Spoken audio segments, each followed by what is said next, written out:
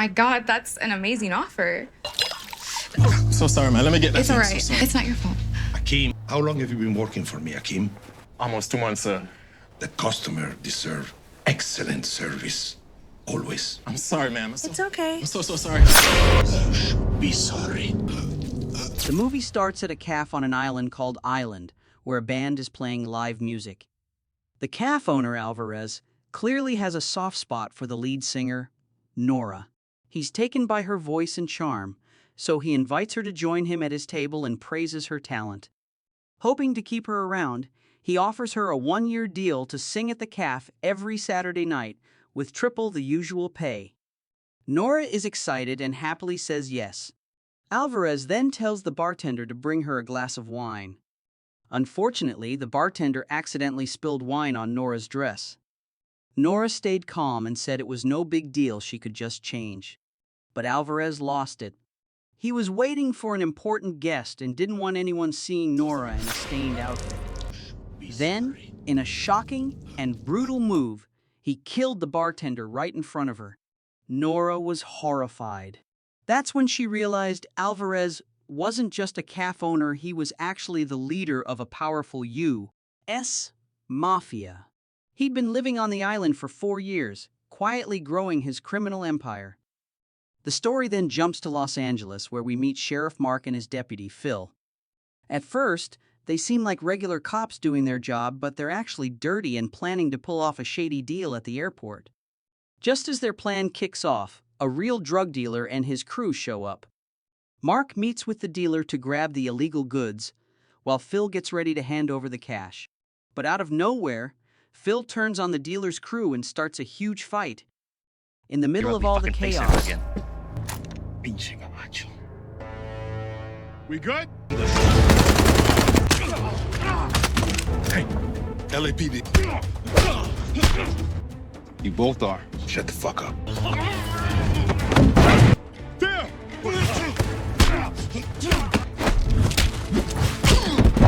Pointed. He was a lot smaller. everyone's surprise, Alvarez showed up at the funeral with 2 of his men, acting respectful and offering his condolences to Mark. After the funeral, Mark and his mom went back home. While flipping through old photos, Mark realized it had been 11 years since he last visited the island. He'd been too busy with his job as sheriff. Now, with his brother gone, he was determined to get justice. The next day, he went to the local police station and ran into Sheriff B, an old childhood friend. B gave his condolences and promised to start looking into the case right away. After the funeral, Mark and his mom headed back home. As they looked through old photo albums, Mark suddenly realized it had been 11 years since he'd last set foot on the island. Work as a sheriff had kept him away. But now, after losing his brother, he was set on finding out the truth. The next morning, he stopped by the local police station and was surprised to see Sheriff B, a friend he'd grown up with. B offered his condolences and assured Mark he'd start investigating the case immediately. This is gonna take some time. And right now, we don't have a whole lot to go off of.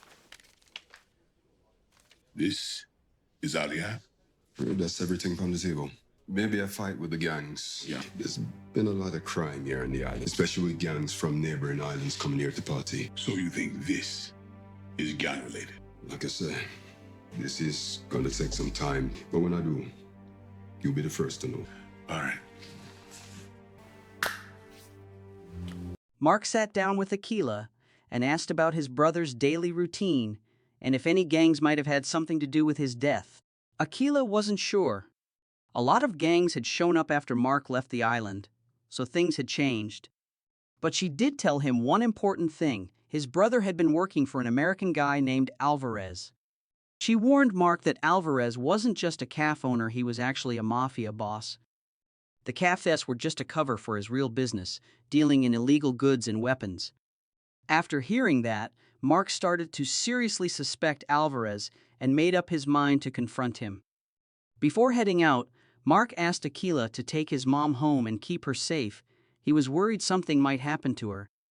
Then he went straight to Alvarez's cafe. At first, Alvarez's right-hand man tried to block him, but eventually, Alvarez let him in. Mark didn't waste any time and asked if Alvarez knew who was behind his brother's death. Alvarez made up a story saying the Outsiders gang attacked his brother after a late shift. Mark didn't believe a word of it. He warned Alvarez that if he had anything to do with it, he wouldn't let it go. But Alvarez just laughed, brushing off the warning like it meant nothing. He still saw Mark as just another regular cop. Alvarez then told Mark about a cafe where local thugs usually hung out and suggested he go there to ask questions. They might know something about his brother's death.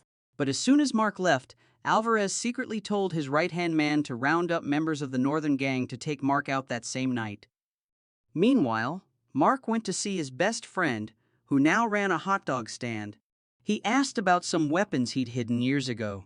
His friend said he'd buried them in an old, abandoned building near the beach. As things unfolded, it became clear that back in their teenage years, Mark and his friend were once powerful figures on the island, almost like local legends. After Mark moved to Los Angeles, the island started attracting foreign gangs and mafia groups. His best friend knew Mark wouldn't let his brother's death go unanswered and promised to help whenever needed. Mark then headed to the abandoned building near the beach and dug up the weapons his friend had hidden years ago. That evening, he went to the cafe Alvarez had told him about. He walked in, shut off the music, and confronted the group of thugs, demanding to know who killed his brother. They denied everything and then attacked. A fight broke out right there in the cafe. All I want is... All I want to know.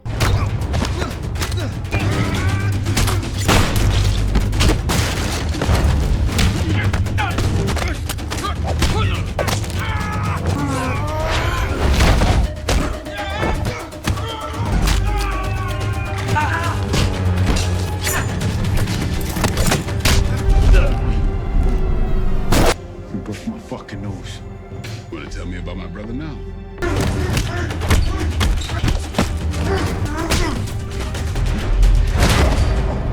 I could use it now if you like. I never met him. The gang leader insisted they hadn't hurt anyone from the island. Just then, a group of Northern gang members sent by Alvarez burst in and started shooting at Mark. He barely got away, and a wild chase followed.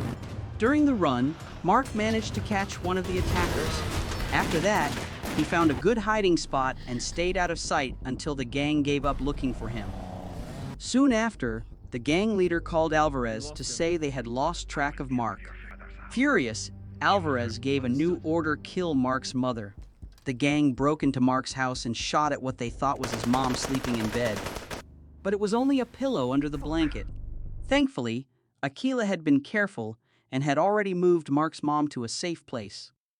Later, Mark and Sheriff B came to check out the scene. Mark couldn't stop thinking if he hadn't trusted Aquila, his mom might not have made it. Aquila told Mark that someone had come forward with new info about his brother's death. A witness, a singer named Nora, had seen what happened.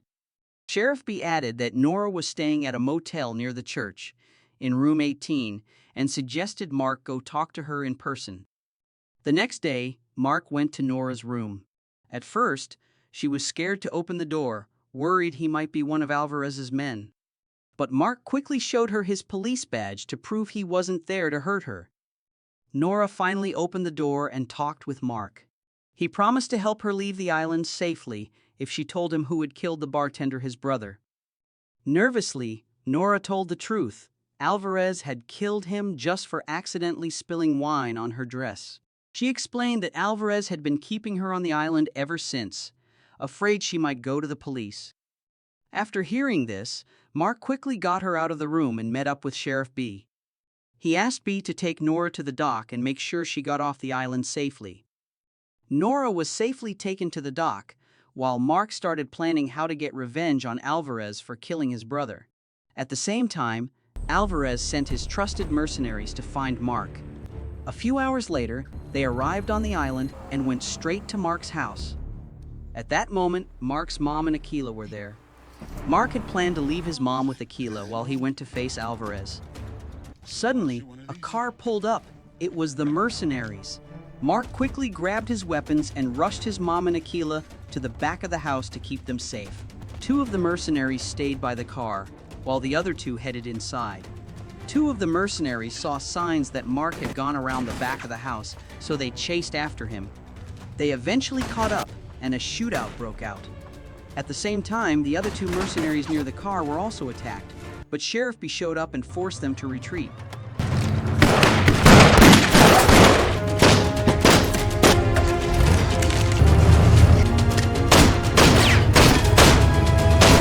Mark managed to take down one of the men chasing him, while the other ran away. Later, B called Mark, who said he had taken his mom and Aquila to his best friend's hot dog stand to keep them safe. The scene then shifted to Alvarez and his right-hand man, who were searching for Nora at a hotel. Alvarez was furious when he found out Nora was gone. In a fit of rage, he killed the hotel guard for not keeping her safe. Meanwhile, Mark brought his mom and Aquila to his best friend's house. He planned to leave them there while he went after Alvarez. His best friend, the hot dog vendor, welcomed them warmly. As Mark got ready to leave, Aquila said she wanted to go with him. He tried to talk her out of it, but she wouldn't back down. In the end, they decided to face the danger together. That night, Mark and Aquila waited for Sheriff B to arrive as planned. B showed up in his car but didn't get out. Worried, Mark and Aquila went to check on him and were shocked to find him badly wounded. Suddenly, gunshots rang out. It was an ambush by Alvarez's last three mercenaries. In the chaos, they captured Aquila.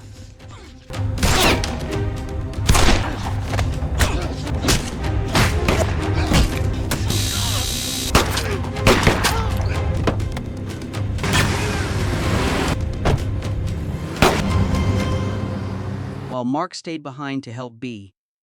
B, barely hanging on, used his last breath to tell Mark to keep fighting for justice and for the island. He begged Mark to stop Alvarez's cruelty once and for all. The next day, local residents gathered at the church for a service. Mark showed up and gave a powerful speech, urging everyone to come together and stand up to the outsiders who were hurting their island. He called on them to fight back against Alvarez, the man behind all the crime and suffering. Mark reminded them that his brother, Sheriff B, and Aquila had all been harmed because of Alvarez. His words touched the crowd. Moved and inspired, the townspeople agreed to unite and fight back against Alvarez. Mark went to the police station and temporarily stepped in as sheriff. He gathered the officers and made it clear finding Alvarez was now their top mission. While digging for more info on Alvarez, Mark was surprised when his partner from Los Angeles, Phil, showed up. Phil had come to see why Mark had been gone so long.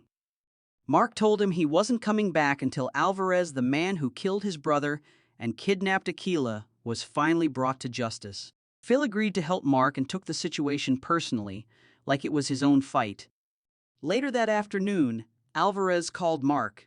He had figured out that Mark helped Nora escape. Alvarez suggested a meeting at 7 a.m.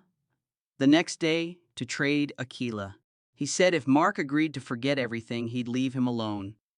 Mark agreed to the deal, but deep down he knew he couldn't move on without getting revenge. And since Nora was already off the island, he also knew she couldn't be part of the exchange. The next morning, Mark called Phil and asked him to lead a team of local officers to rescue Aquila from Alvarez. Phil agreed right away. At 7 a.m., Mark went to the meeting spot to face Alvarez, just as planned. Meanwhile, Phil and his team headed to Alvarez's hideout to begin the rescue mission. When they got there, they ran into one of Alvarez's mercenaries, but Phil acted fast and took him down before he could cause any trouble. Back at the meeting spot, Mark was face-to-face with Alvarez and one of his top men. Alvarez immediately demanded to know where Nora was. Mark lied, saying she would show up once Aquila was brought out. He was stalling, hoping to buy time while waiting for word from Phil. Meanwhile, Phil had found where Aquila was being held, but a mercenary had him at gunpoint. With no other choice, Phil surrendered. Luckily, things quickly turned around.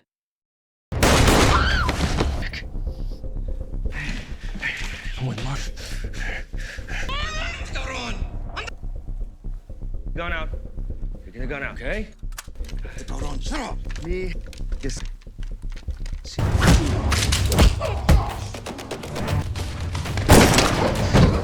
Phil let Mark know that Aquila was safe. Mark then turned to Alvarez and told him the truth. Nora was in Los Angeles and wasn't coming back. Angry, Alvarez threatened to hurt Aquila.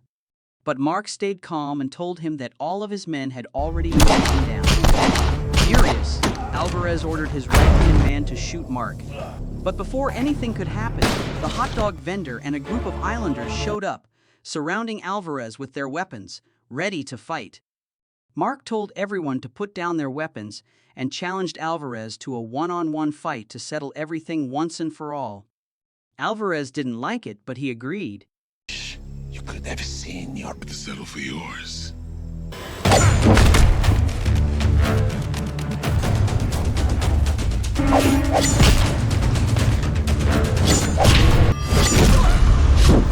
We look forward to it. During the fight, Mark gave Alvarez a taste of his own medicine, just like what he did to Mark's brother. In the next scene, Mark and Aquila shared a quiet, emotional moment on the beach.